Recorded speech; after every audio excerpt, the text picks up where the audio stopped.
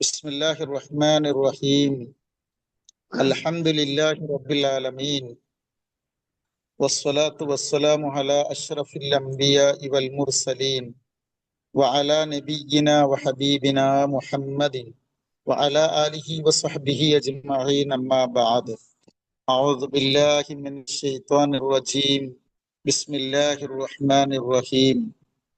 അൽഹംദുലില്ലാഹി റബ്ബിൽ ആലമീൻ അർറഹ്മാനിർ റഹീം മാലികി യൗമിദ്ദീൻ. ഇയ്യാക നഅ്ബുദു വഇയ്യാക നസ്തഈൻ. ഇഹ്ദിനസ് സിറാത്തൽ മുസ്തഖീം സിറാത്തൽ ലദീന അൻഅംത അലൈഹിം ഗൈറിൽ മഗ്ദൂബി അലൈഹിം വലാ. സഹോദരങ്ങളെ, സുബ്ഹാനഹു വ തആല അനുഗ്രഹിക്കുമാറാവട്ടെ. അകലെയാണെങ്കിലും നമ്മുടെ ഈ അടുത്തിരിക്കൽ അല്ലാഹു സുബ്ഹാനഹു വ തആല ഒരു നന്മയായി, ഒരു സൽക്കർമ്മമായി നമ്മൾ നിന്ന് കബൂൽ ചെയ്യുമാറാവട്ടെ. നമ്മള് ആമുഖങ്ങളില്ലാതെ ക്ലാസ്സിലേക്ക് കയറണം. സൂറത്തു നാസിആത്താണ് നമ്മൾ എടുത്തത്. ഞാൻ ഓർക്കുന്നു 2 ക്ലാസ്സുകൾ നാസിആത്തിൽ എടുത്തു. ഏതായാലും എടുത്ത ഭാഗം അല്പം നമ്മളൊന്ന് ഓതണം ഒരു പ്രാവശ്യം. എല്ലാരും എൻ്റെ കൂടെ വായിക്കുക. أعوذ بالله من الشيطان الرجيم. بسم الله الرحمن الرحيم. والنازعات غرقا والناشطات نشطا والسابحات سبحا فالسابقات سبقا فالمدبرات أمرا يوم ترجف الراجفة تتبعها الرادفة قلوب يومئذ واجفة أبصارها خاشعة يقولون أئنا لمردودون في الحافرة أئذا كنا عظاما نخرة قالوا تلك كرة خاسرة فإنما هي زجرة واحدة فإذا هم بالساهرة هل أتاك حديث موسى إذ ناداه ربه بالوادي المقدس طوى اذهب إلى فرعون إنه طغى فقل هل لك إلى أن تزكى وأهديك إلى ربك فتخشى. സഹോദരങ്ങളെ, അവിടെയാണ് നിൽക്കുന്നത് എന്ന് എനിക്കിപ്പോ ഓർമ്മ വരുന്നുണ്ട്. നിങ്ങൾക്കും അങ്ങനെ തന്നെ ആയിരിക്കും. നമ്മള് പരലോകത്ത് സ്ഥാപിക്കുന്നതിന് വേണ്ടി അള്ളാഹുവിന്റെ ഏകത്വം, അവന്റെ ഈദിനെ ഉറപ്പിക്കുന്നതിന് വേണ്ടി പടച്ചവൻ വളരെ മനോഹരമായി ഈ സൂറങ്ങനെ അവതരിപ്പിച്ചതാണ്. അവിടെ നമ്മുടെ പ്രപഞ്ചത്തിന്റെ രീതിശാസ്ത്രമാണ് പറഞ്ഞു വെച്ചത്. ലോകത്ത് ഒരിക്കലും നന്നാവാത്ത, ഇബിലീസിന് പോലും വെറുപ്പ് തോന്നുന്ന ഒരു മനുഷ്യനാണ് ഫറവോൻ എന്ന് പറയുന്നത്, അല്ലെ? ഞാൻ അന്ന് നിങ്ങൾക്ക് ഒരു കഥ പറഞ്ഞു തന്നില്ലേ? ഫിറാവുനും കഥയാണ് കേട്ടോ. ഫിറാവുനും ഇബിലീസും പാടെ ഒരു വേദിയിൽ വന്നപ്പോ ഇബിലീസ് എണിച്ചു പോയെന്നും, പിന്നെ എന്താ നീ പോകുന്നതെന്ന് ചോദിച്ചപ്പോ ഒന്നുമില്ല, നീ എന്നേക്കാളും മോശപ്പെട്ടവനാണ്. കാരണം അള്ള സുജൂദ് ചെയ്യാൻ പറഞ്ഞു, ഞാൻ ചെയ്തില്ല എന്ന് മാത്രമല്ലേ ഉള്ളൂ, നീ അള്ള ആണ് എന്ന് പറഞ്ഞവനാണ് എന്നാണ്. അങ്ങനത്തെ ഒരു ധിക്കാരിയായ മനുഷ്യനോട് ഒരിക്കലും നന്നാവില്ല എന്ന് അള്ളാഹ്ക്കറിയുന്ന ഒരാളുടെ അടുക്കലേക്ക് അള്ള പറഞ്ഞയക്കുന്നത് രണ്ടുപേരെയാണ്.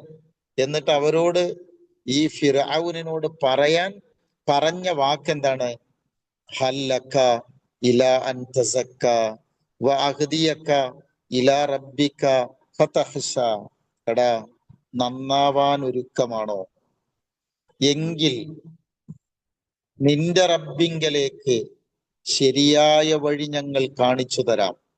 ഫതഖ്ശ, ആ വഴി സ്വീകരിച്ച് നിന്റെ റബ്ബിനെ ഭയപ്പെടാൻ നീ ഒരുക്കമാണോ?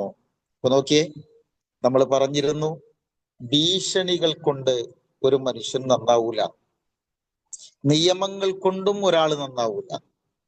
നിയമങ്ങൾ കൊണ്ട് ഒരു മനുഷ്യൻ അങ്ങനെ വരിഞ്ഞു മുറുക്കാം എന്നല്ലാതെ അയാൾ നന്നാവണമെങ്കിൽ മനസ്സാണ് പാകപ്പെടേണ്ടത്.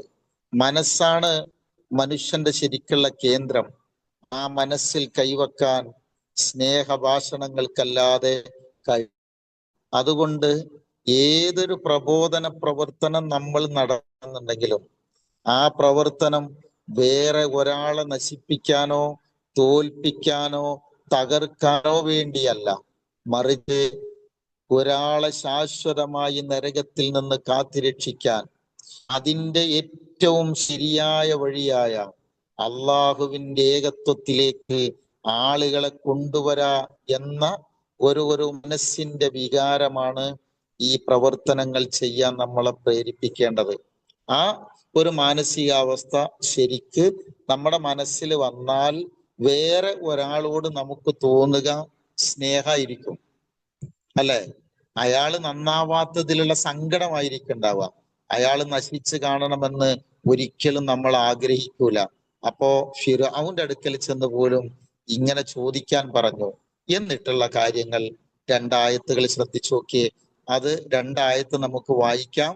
എന്നിട്ട് ഫിർഔന്റെ കഥ അവസാനിച്ചിട്ട് പടച്ച റബ്ബ് പുനരുദ്ധാന നാള് പ്രയാസകരമായി മനുഷ്യരായ നമ്മൾ കരുതുന്നുണ്ടെങ്കിൽ ആ കരുതൽ തെറ്റാണ് എന്ന് പറഞ്ഞ് അള്ളാഹ് നമുക്ക് ഭൗതികപരമായ പ്രാപഞ്ചികമായ ദൃഷ്ടാന്തങ്ങളെ പറഞ്ഞു തരികയാണ്. നമുക്കൊന്നുകൂടി വായിക്കാം. അള്ളാഹു നമ്മെ തുണക്കുമാറാവട്ടെ. ബിസ്മില്ലാഹിർ റഹ്മാനിർ റഹീം. ഇനി നിങ്ങൾ എന്റെ കൂടെ ഓതണേ. ഫഅറാഹുല്ലായത്തൽ കുബ്റ ഫകദ്ദബ വഅസ ثم أدبر يسعى فحشر فنادى فقال أنا ربكم الأعلى فأخذه الله نكال الآخرة والأولى إن في ذلك لعبرة لمن يخشى. ഫഅറാഹുൽ ആയത്തൽ കുബ്റ. പറയും. ഫഅറാഹുൽ തൽ കുബ്റ ഫകദ്ദബ വഅസ ഫകദ്ദബ വഅസ ثم أدبر يسعى ثم أدبر يسعى. നിങ്ങൾ എല്ലാവരും എന്റെ കൂടെ പറയണേ. ഫഅറാഹുൽ ആയത്തൽ കുബ്റ ഫഅറാഹുൽ ആയത്തൽ കുബ്റ ഫകദ്ദബ വഅസ فكذب وعصى ثم أدبر يسعى ثم أدبر يسعى فحشر فنادى فحشر فنادى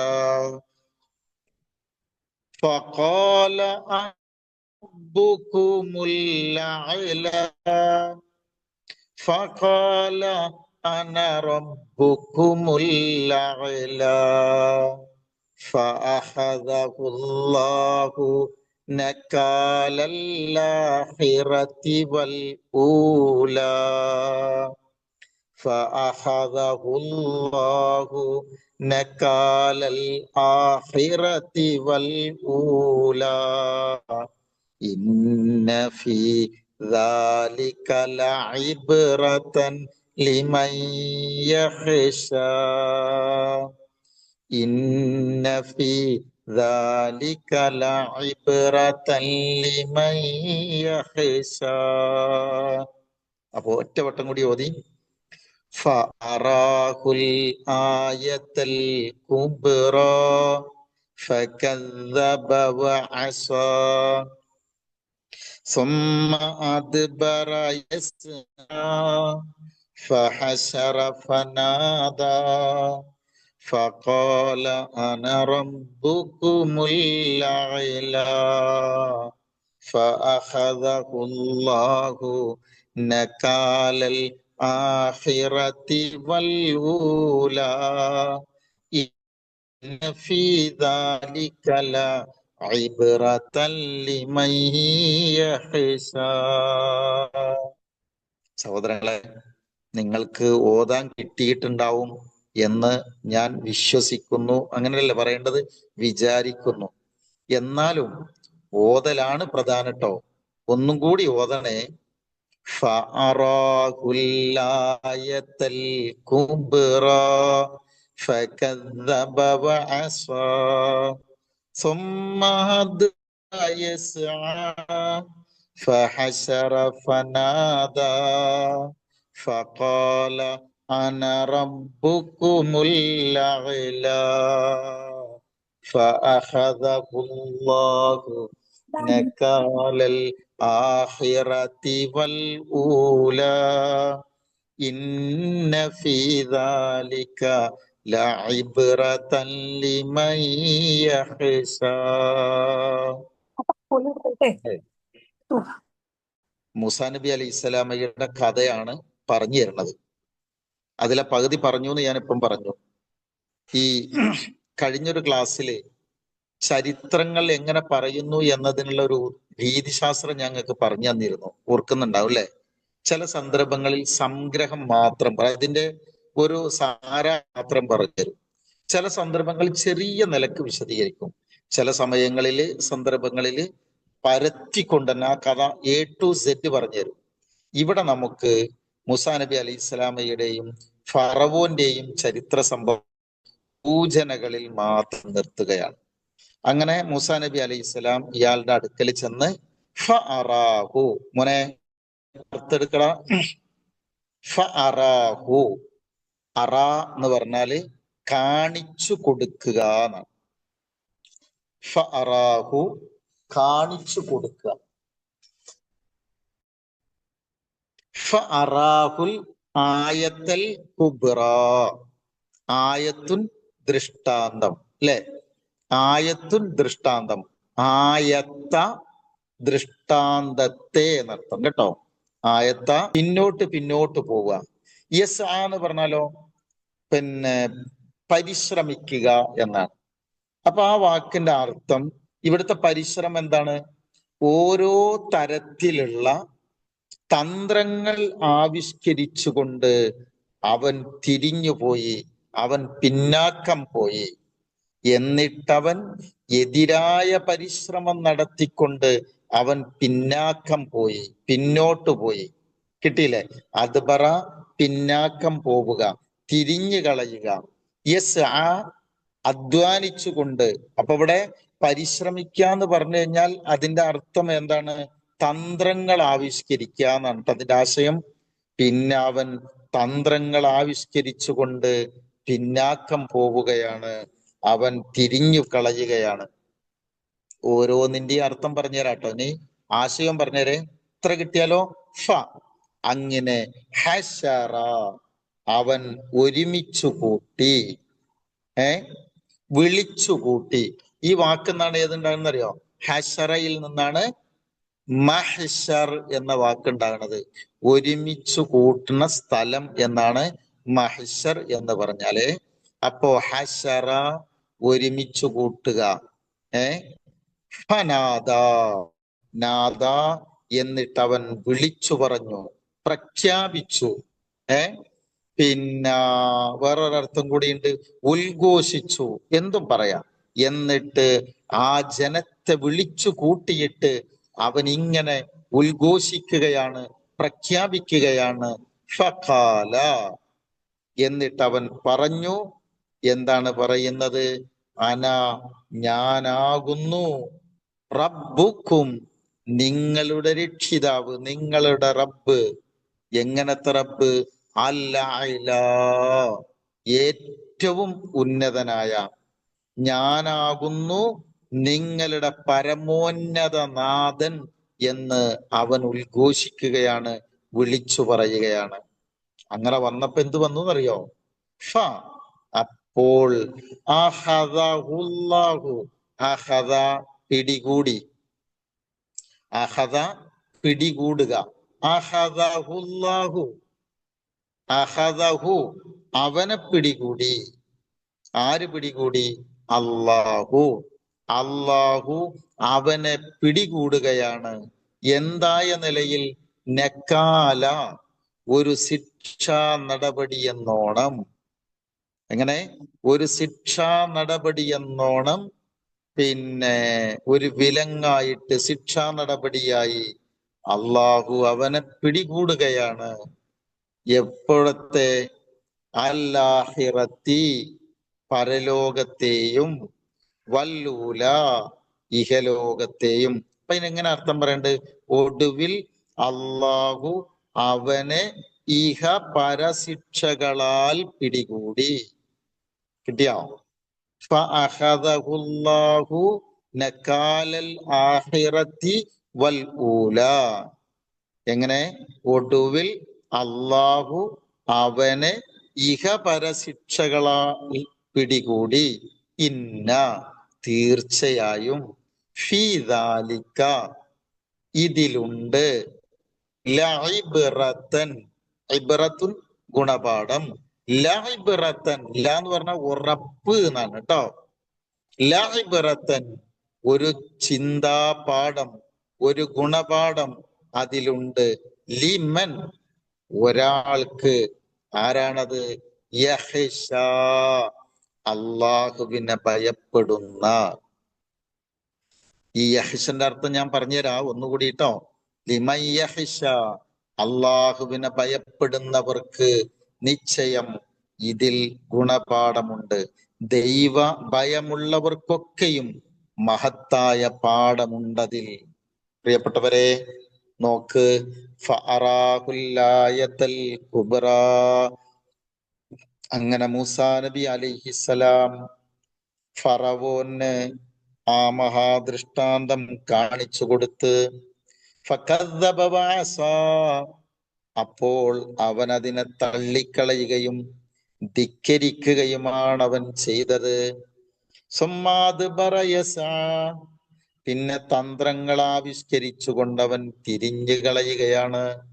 ഫഹശറ ഫനാദാ ഫഖാല അന റബ്ബുക്കുമുൽ അഅ്ലാ, എന്നിട്ട് ആ ജനത്തെ വിളിച്ചു കൂട്ടിയിട്ട് അവൻ ഇങ്ങനെ ഉദ്ഘോഷിച്ചു, ഞാനാകുന്നു നിങ്ങളുടെ പരമോന്നതനാഥൻ. അപ്പോൾ ഫഅഖദഹുല്ലാഹു നകാലൽ ആഖിറതി വൽ ഊലാ, ഒടുവിൽ അല്ലാഹു അവനെ ഇഹപര ശിക്ഷകളാൽ പിടികൂടി. ഇന്ന ഫീ ദാലിക ലഇബ്റതൻ ലിമൻ യഖ്ശാ, ദൈവഭയമുള്ള എല്ലാവർക്കും മഹത്തായ പാഠമുണ്ട് ഇതിൽ. പ്രിയപ്പെട്ടവരെ, ഇതിന്റെ തഫ്സീർ ഞാൻ ബയാൻ ചെയ്യാതെ തന്നെ നിങ്ങൾക്കതിൽ കിട്ടും. നോക്കി, ഓരോ ആയത്തും വരെ, എന്നിട്ട് നമുക്ക് ഇങ്ങനെ ചിന്തിച്ചു പോരാട്ടോ. ഫഅറാഹുൽ ആയത്തുൽ കുബ്ര, നിങ്ങൾക്ക് എല്ലാവർക്കും അറിയാലോ, മൂസാ നബി അലൈഹിസ്സലാം എന്ത് ദൃഷ്ടാന്താണ് ഇയാളുടെ മുന്നിൽ കാണിച്ചത്? എന്താണ്? ഒന്നാമത്തത് വടിയിട്ടാൽ പാമ്പാവുക എന്ന് പറയണത്. എന്നുവെച്ചാൽ ഇന്നത്തെ ഖുർആനാണ് അന്നത്തെ മൂസാ നബിയുടെ കയ്യിലുള്ള വടിയിട്ടോ. അതാണ് അതിന്റെ അർത്ഥം. ഇപ്പൊ ഖുർആനിനെ എത്രോരും ആളുകൾ വിമർശിക്കുകയും കുറ്റം പറയുകയും തകർക്കാൻ ശ്രമിക്കുകയും ഒക്കെ ചെയ്തിട്ട് അതിങ്ങനെ വളരല്ലേ. ആ വളർച്ച പോലെ തന്നെയാണ് മൂസാ നബി അലൈഹി സ്വലാമയുടെ കയ്യിലെ വടി. നിങ്ങളൊന്നൊരു ശരിക്കും ഇങ്ങനെ ആലോചിച്ച് നോക്കിയേ. ഒരു വടി കൊണ്ടിട്ടാണ് നിലത്തിടുമ്പോ ഉഗ്ര സർപ്പായിട്ടാണ് മാറുക. മനുഷ്യന് പേടിയായി പറഞ്ഞ നല്ലൊരു ആനാക്കൊണ്ട ഇങ്ങനെ ആയിട്ട് ഇങ്ങനെ മാറുക. ഭീതി വരും മനുഷ്യന്റെ മനസ്സിൽ. എന്നിട്ട് ആ പാമ്പിനെ തന്നെ മൂസാ നബി അലൈഹിസ്സലാം കൈ കൊണ്ട് ചെന്നിങ്ങനെ തൊടുക, പിടിക്കുക. അപ്പോഴേക്ക് അത് പൂർവ്വസ്ഥിതിയിൽ അതിന്റെ വടിയായിട്ട് മാറുക. അല്ലേ? അത് മാത്രല്ല, ഇത് നിനക്ക് മാത്രല്ല ഇപ്പൊ കഴിയ എന്ന് പറഞ്ഞുകൊണ്ട് ഫറവോൻ നടത്തിയിട്ടുള്ള കുതന്ത്രങ്ങൾ ഉണ്ടല്ലോ, ആ കുതന്ത്രങ്ങളൊക്കെ ഈ പാമ്പ് വിഴുങ്ങിക്കളയുകയാണ്. നിങ്ങൾ ശരിക്കും അതൊന്നിങ്ങനെ ആ രംഗം ഒന്നിങ്ങനെ ആലോചിച്ച് നോക്കി. പാമ്പാട്ടികളും പിന്നെ അതേപോലത്തെ അന്നത്തെ ഈ മത്സരത്തിന് വന്ന ആളുകളെല്ലാരും നിന്ന് അവരും കയറും വടിയൊക്കെ ഇട്ടിട്ട് പാമ്പ് പോലെ തോന്നിപ്പിച്ച് ഇങ്ങനെ കൊടുക്കുമ്പോ ആ പാമ്പുകളെ ആ കയറുകളൊക്കെ പോയിട്ട് ഈ വലിയ പാമ്പ് തിന്നുക, എന്നിട്ട് ആ പാമ്പ് ഇങ്ങനെ ഉയർന്നു നിൽക്കുക. ഒരു രംഗം ഇങ്ങനെ ഒന്ന് മനസ്സിൽ ഇങ്ങനെ കാണുക, ആ ചിത്രം ഒന്ന്. അതാണ് അല്ല നമുക്ക് ഇങ്ങനെ പറഞ്ഞു തരുന്നതേ. ഇത് കണ്ടാൽ എങ്ങനെയാണ് ഈ പടപ്പിന് നിൽക്കാൻ കഴിയുക? അതുകൊണ്ടാണല്ലോ ഫറവോൻ ഏറ്റവും ലോകത്തെ ധിക്കാരിയായ മനുഷ്യൻ ചോദിച്ചത്, അയാള് സുമ്മ അത് പറയസ, ഇതിനെ തള്ളിക്കളിയ മാത്രല്ല തന്ത്രങ്ങൾ ആവിഷ്കരിച്ച് തിരിഞ്ഞുകൊണ്ട് പോരുകയാണ്. അപ്പൊ തന്നെ നിഷേധിച്ചു, അനുസരണക്കേട് കാണിച്ചു, എന്നിട്ട് ആളുകളെ വിളിച്ചുകൂട്ടി. ഇവിടത്തെ ഈ തന്ത്രങ്ങൾ ആവിഷ്കരിക്കുക എന്ന് പറയുന്ന വാക്ക് നിങ്ങളുടെ കയ്യിൽ ഖുർആൻ ഉണ്ടെങ്കിൽ നിങ്ങൾ എന്ത് ചെയ്യണം എന്നറിയോ? സൂറത്ത് ഖസസ് എടുക്കണം. നമ്മളുടെ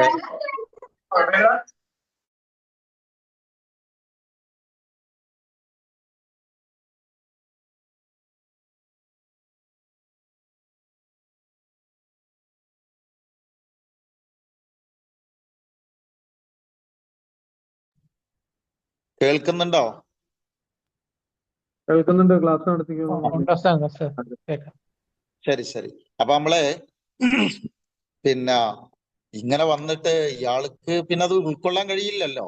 അങ്ങനെ വന്നു കഴിഞ്ഞാൽ അയാളുടെ ആധിപത്യവും അധികാരം എല്ലാം നഷ്ടപ്പെടല്ലേ. അങ്ങനെ ആളുകളെ വിളിച്ചു കൂട്ടാൻ വേണ്ടിയിട്ട് ആ നാട്ടിൽ നടത്തുന്ന എല്ലാ തന്ത്രങ്ങളും ഇയാൾ പയറ്റുന്നുണ്ട്. അത് സൂറത്ത് ഖസസിൽ പറയുന്നുണ്ട്, സൂറത്ത് പിന്നെ ആറാഫിൽ പറയുന്നുണ്ട്, ഒരുപാട് സൂറകളിൽ ഷുആറയിൽ പറയുന്നുണ്ട്. അവിടൊക്കെ ഖസസിലൊക്കെ വിശദമായി തന്നെ അത് ബയാൻ ചെയ്തിട്ടുണ്ട്. നമുക്ക് കഥകളായിട്ട് തന്നെ പറഞ്ഞു തരുന്നുണ്ട്. ത്വാഹയിൽ പറഞ്ഞു തരുന്നുണ്ട് കേട്ടോ. ത്വാഹയില് മൂസാ നബി ഇങ്ങനെ വരുന്നതും പോണതും എല്ലാ കഥയും പറഞ്ഞു തരുന്നുണ്ട്. ഇവിടെ അതിന്റെ സൂചന മാത്രം തന്നു എന്ന് മാത്രമേ ഉള്ളൂ. അപ്പോ ഇയാൾ ആളുകളെ വിളിച്ചുകൂട്ടി, എന്നിട്ട് പരിഹാസത്തിന്റെ കൊടുമുടിയിലേക്ക് ഇയാൾ കയറുന്നുണ്ട്. മൂസാ നബീനെ കളിയാക്കുന്നുണ്ട്. ആളുകളോട് ചോദിക്കുകയാണ്, ഞാനല്ലാത്ത വേറൊരു പടച്ചവനെ കുറിച്ച് നിങ്ങൾക്ക് വല്ല പരിചയമുണ്ടോ എന്ന് ചോദിച്ചിട്ടാണ് അയാൾ പറയണത്, ഞാനാണ് നിങ്ങളുടെ റബ്ബുക്കുമുൽ അഅല, പരമോന്നതനാഥൻ. അതിന്റെ മുകളിൽ ഇനി പടച്ചോല്ല, ഞാനാണ് നിങ്ങളെ വലിയ പടച്ചോ എന്നാണ്. അപ്പോഴാണ് അള്ളാഹു അയാളെ പിടികൂടുന്നത്. ഇവിടെ നമ്മൾ പഠിക്കേണ്ട ഒരു പാഠം എന്താ പറയുക? പടച്ചോനെ പിടികൂടി എവിടേക്കൊക്കെ ശിക്ഷാ നടപടിയായിട്ട്, പരലോകത്തെയും ശിക്ഷാ നടപടിയാണ്. പക്ഷെ പരലോകത്ത് മാത്രമല്ല, ദുനിയാവിലാണ് അത് കാണിച്ചു തരുന്നത്. പ്രിയപ്പെട്ടവരെ, എങ്ങനെയാണ് പിടികൂടിയത് എന്ന് ഞാൻ കഥ പറയണ്ടല്ലോ, അല്ലെ? ഒരേ വെള്ളത്തിലേക്ക് ഇറക്കാണ്. ഇവർക്ക് നാട് മുറിച്ച് കടക്കണം, ചെങ്കടല് പിന്നെ നീന്തി കടക്കണം. ഇവര് പിടിക്കപ്പെട്ടു എന്ന് ബേജാറായി നിൽക്കുമ്പോ അള്ളാഹുവിന്റെ കൽപ്പന വരണു, ആ നദിയുടെ ഓരത്ത് മൂസ ആ വടി കൊണ്ടെന്നടിച്ചേ. അപ്പൊ ഈ വടിക്ക് എന്താ കഴിവുണ്ട്? ഈ വടിക്ക് പാമ്പാകാന് മാത്രമല്ല, അള്ള കൊടുത്തിട്ടുള്ള ഒരു മത്സ്യത്താലോചിച്ചൊക്കെ ഈ വെള്ളത്തെ രണ്ട് ഭാഗത്തേക്ക് മാറ്റി നിർത്തി. ഞാൻ അന്നത്തെ ഒരു കഥയിൽ അത് പറഞ്ഞു തന്നിരുന്നു. വെള്ളം രണ്ട് ഭാഗത്തേക്ക് കെട്ടിയിട്ട് നിൽക്കുക. ഭയങ്കര അത്ഭുതമല്ലേ? വെള്ളം ഇങ്ങനെ വീഴാതെ ഇങ്ങനെ നിൽക്കാന്ന് വെച്ചാൽ, ലോകത്ത് മനുഷ്യൻ ഈ പ്രകൃതിയിൽ ഏറ്റവും കൂടുതൽ ഇഷ്ടപ്പെടുന്ന ഒരു സാധനമാണ് വെള്ളം. ഇപ്പൊ നമുക്ക് ടൂറ് പോകണം, നിങ്ങൾ വരണ്ട മണ്ണുക്ക് പോകുവോ? ഇല്ലല്ലോ. വെള്ളച്ചാട്ടം എവിടെയുണ്ടോ അവിടേക്കാണ് നമ്മൾ പോവുക. ഇപ്പോ നമ്മുടെ അടുത്തുള്ള ഈ പാർക്ക് ഉണ്ടല്ലോ, ഈ പാർക്കിൽ അവിടെ ഇവിടെയൊക്കെ പാടുണ്ടാക്കി വെച്ച് നാല് ഭാഗത്തും ഈ വെള്ളച്ചാട്ടങ്ങളല്ലേ പ്രധാനം. പിന്നെ കാശ്മീരിലേക്ക് ഇന്നടത്തേക്ക് ആളുകൾ പോകുന്നു വെള്ളച്ചാട്ടം കാണാനല്ലേ. വെള്ളച്ചാട്ടത്തിന്റെ അടുത്തല്ലേ നിൽക്കുന്നത്. ഈ രണ്ട് വെള്ളം കെട്ടി നിൽക്കുന്നത് പോലെ നിന്നെന്ന് മാത്രല്ല, നടുക്കിലെ നീണ്ട കാലം ചെളി പിടിച്ച് പിന്നെ കിടക്കുന്ന ഈ മണ്ണിനെ അള്ളാഹു അവർക്ക് എന്താക്കി കൊടുത്തു എന്നറിയോ? ഒരു പാലസിലൂടെ നടക്കുന്ന ഫീല് കൊടുത്തു എന്നാണ്. നമ്മള് ടിപ്പുവിന്റെ പാലസിലൂടെ ഇങ്ങനെ നടക്കുമ്പോ എന്തൊക്കെ കണ്ടിട്ടാ നമ്മൾ നടക്കുക? ഒരു പാലസ് കൂടി നടക്കുമ്പോ നമ്മുടെ കണ്ണൊരു ഭാഗത്താവൂല. പലതിനെയും മുടക്കി സന്തോഷം കൊണ്ട് ആനന്ദം കൊണ്ട് നടക്കുന്ന ഒരു നടത്തമാണ് അന്നത്തെ മൂസ അലൈഹി ഇസ്ലാമിൽ വിശ്വസിച്ച മുസ്ലിമീങ്ങള് മറുകര നടക്കണത്.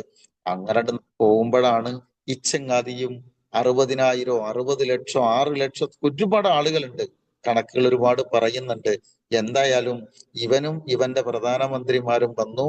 മദ്യത്തിലേക്ക് എത്തിയോടുകൂടെ മറ്റുള്ളവർ മറുകര കടന്നു, ഇവിടെ വരികയാണ്. ഇവിടെ നിങ്ങൾ ഒരു സംഗതി ശരിക്കും പഠിക്കണം കേട്ടോ. എന്താ പഠിക്കേണ്ടതെന്നറിയോ? ഫിർഔനിനെ നമ്മൾ എപ്പോഴും പറയലുണ്ട്, ഫിർഔനിനെ അള്ളാഹു ഇവിടുന്ന് പിടിച്ചുകൊണ്ടിരുന്നത് രാജസിംഹാസനത്തിൽ നിന്നാണ്.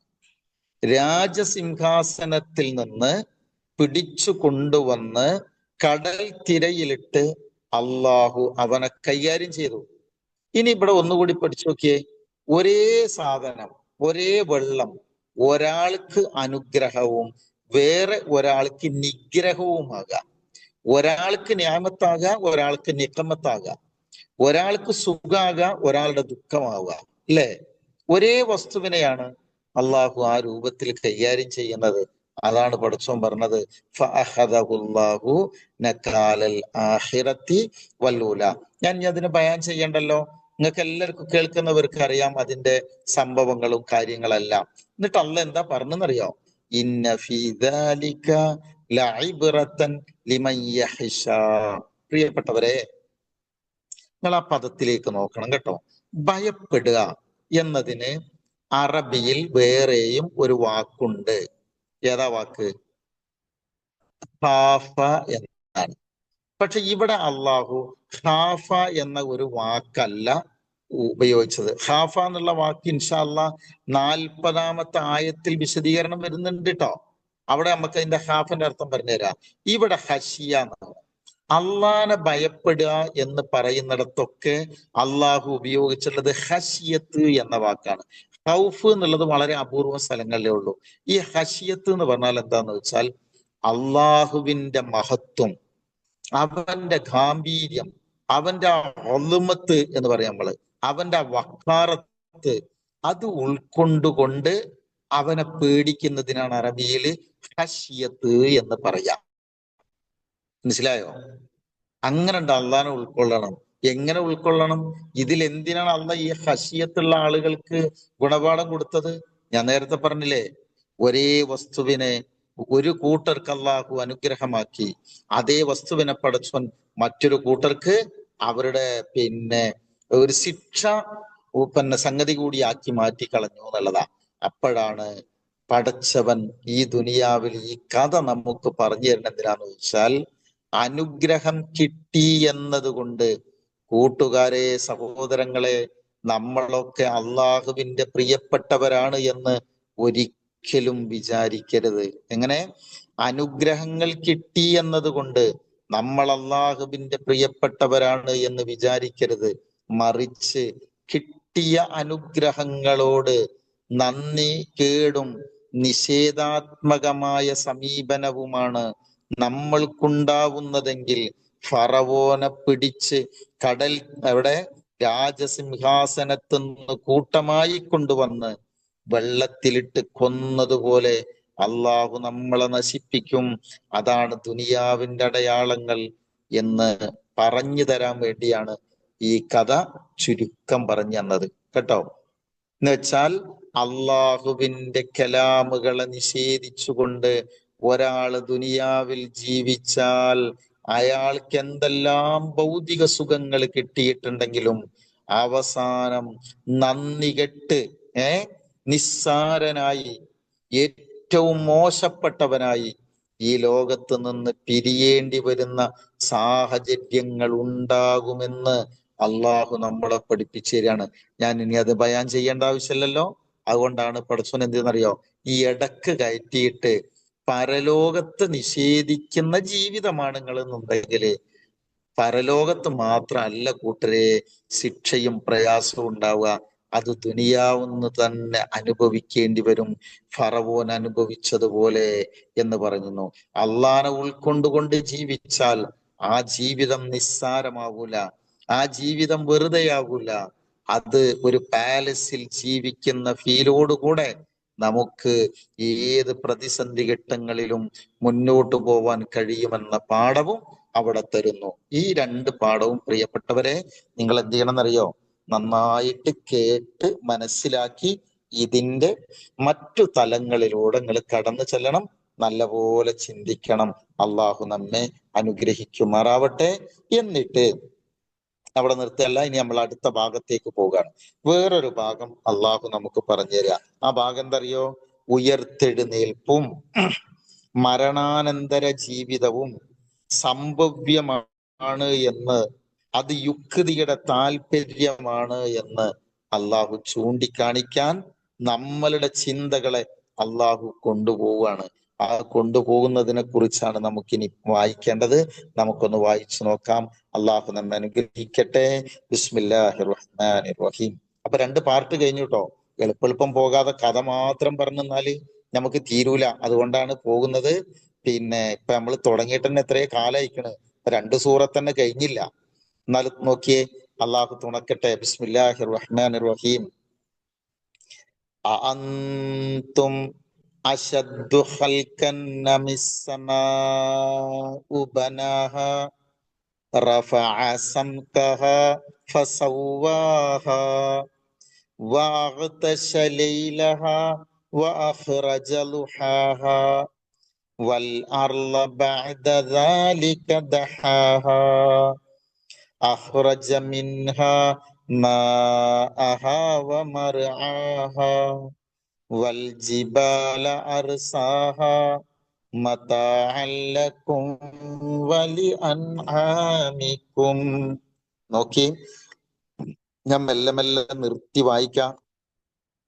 അഅന്തും, നിങ്ങളിന്റെ കൂടെ മനസ്സിൽ പറഞ്ഞിട്ട് നിങ്ങൾക്ക് അറിയെങ്കിൽ പോലും ഒരു ഹർഫിന് 10 കൂലി കിട്ടുവേ.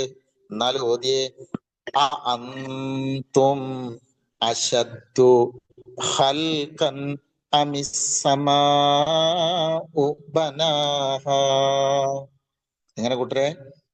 അഅന്തും അശദ്ദു ഖൽഖൻ അമിസ് സമാഉ ബനാഹാ റഫഅ സംകഹാ ഫസവ്വാഹാ റഫഅ സംകഹാ ഫസവ്വാഹാ വഅഗ്തശ ലൈലഹാ വഅഖ്റജ ളുഹാഹാ വഅഗ്തശ ലൈലഹാ വഅഖ്റജ ളുഹാഹാ വൽ അർള ബഅദ ദാലിക ദഹാഹാ വൽ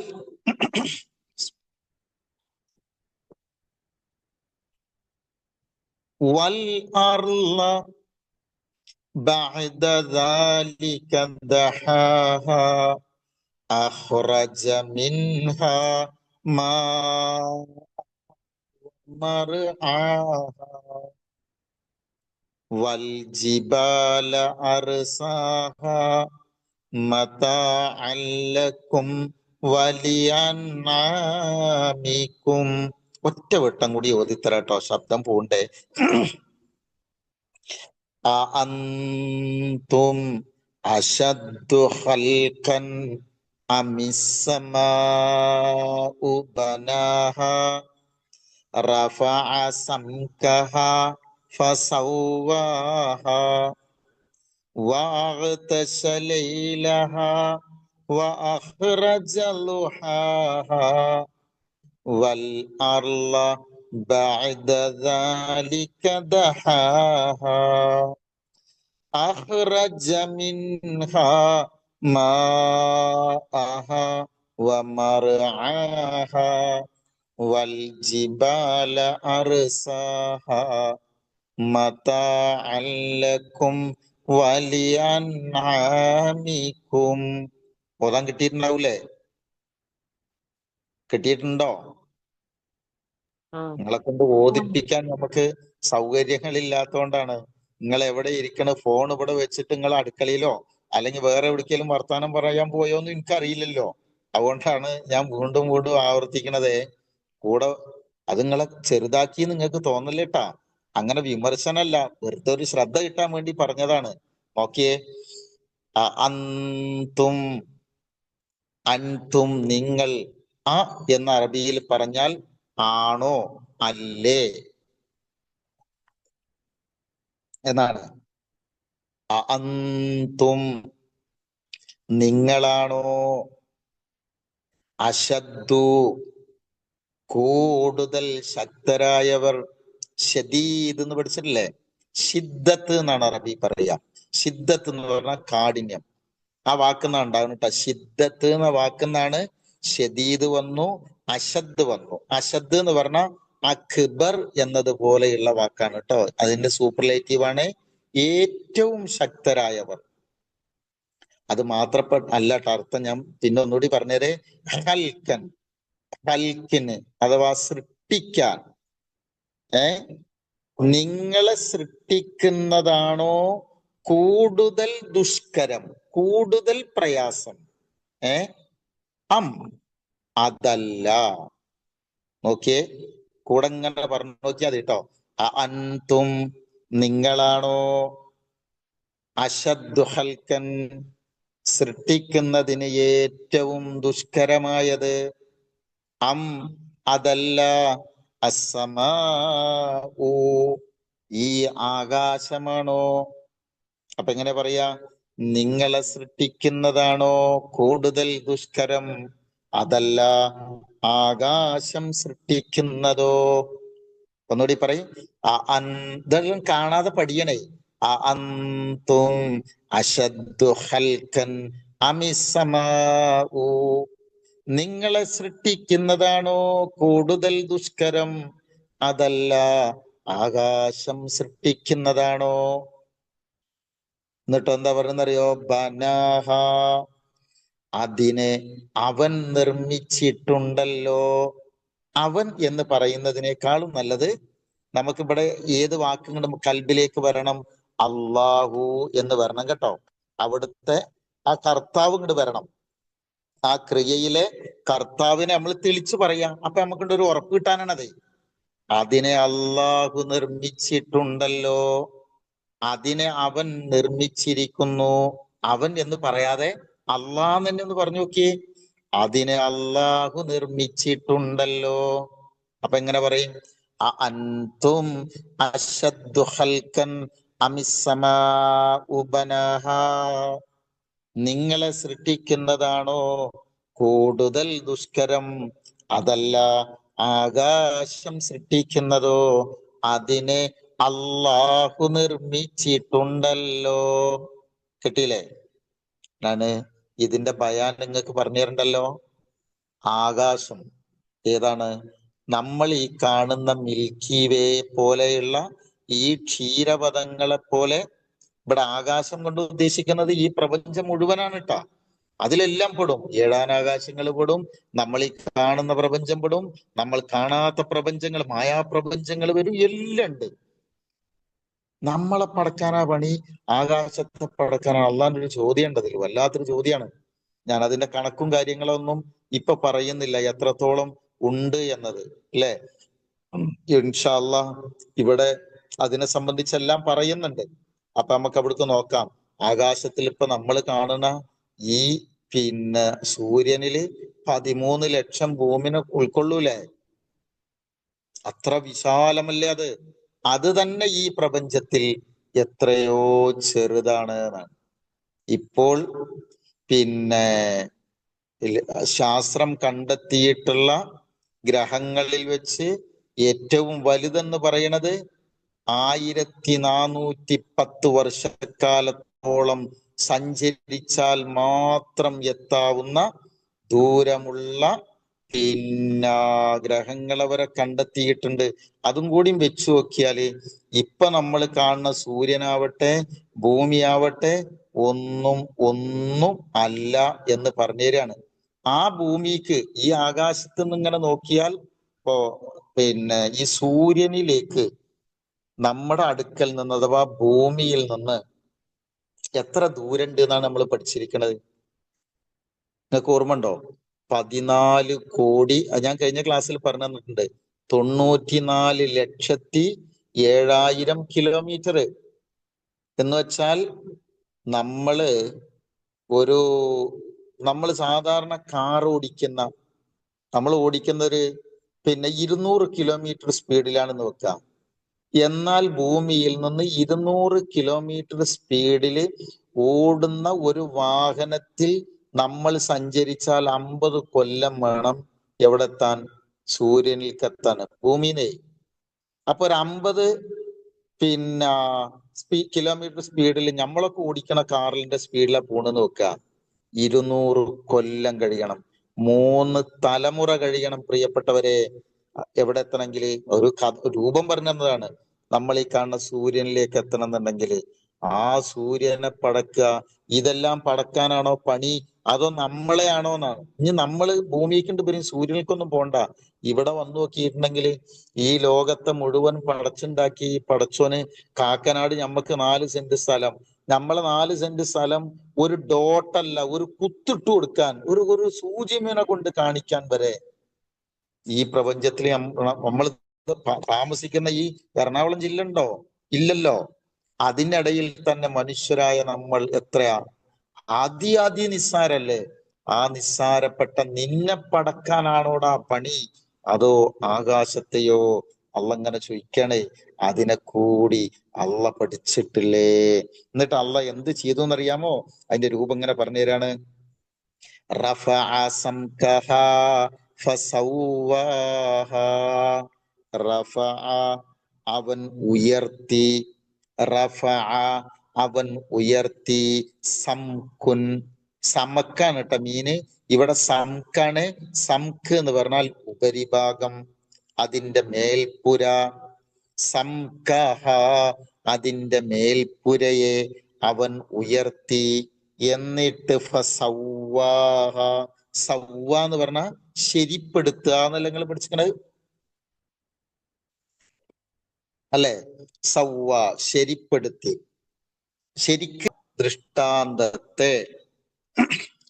അറാഹു അങ്ങനെ അദ്ദേഹം അവന്, അഥവാ ഈ അറ എന്ന് പറയുന്നത് കാണിക്കുക എന്ന് പറയുന്നത് മൂസാ നബിയും, ഹു എന്ന് പറയുന്നത് അങ്ങനെ അദ്ദേഹം മൂസാ നബി അലൈഹിസ്സലാം ഫിർഔനിന് കാണിച്ചു കൊടുത്തു. അൽ ആയത്ത ദൃഷ്ടാന്തത്തെ, അൽ കുബ്ര ഏറ്റവും വലിയ. ഈ കുബ്ര എന്ന വാക്ക് സ്ത്രീലിംഗ വാക്കാണ്. അത് ഈ ആയത്ത് എന്ന് പറഞ്ഞപ്പോഴാണ് അവിടെ കുബ്ര എന്ന് പറഞ്ഞത്. ഇതിന്റെ പുല്ലിംഗ വാക്ക് ഏതാണെന്നറിയോ? അക്ബറു എന്നാണ് കേട്ടോ. അക്ബർ. അക്ബർ എന്ന വാക്കിന്റെ സ്ത്രീലിംഗ വേർഡാണ് അൽ കുബ്ര എന്ന് പറയുന്നത്. ഒന്ന് നോട്ട് ചെയ്ത് വെക്കണേ. ഏതെങ്കിലും കാലത്ത് പരീക്ഷയ്ക്ക് ചോദിച്ചാ നിങ്ങൾക്ക് അറിയില്ല എന്ന് പറയരുത്.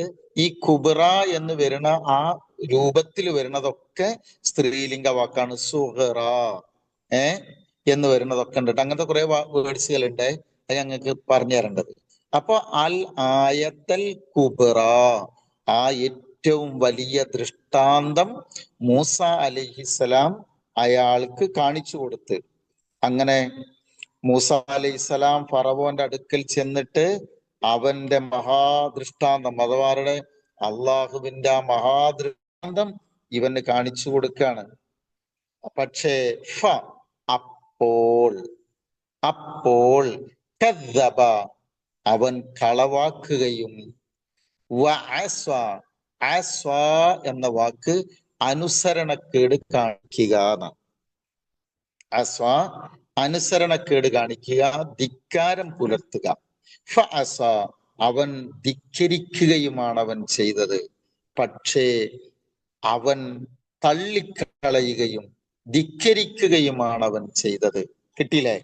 കദ്ദബ നിഷേധിക്കുക, തള്ളിക്കളയുക, ധിക്കരിക്കുക. കേട്ടോ?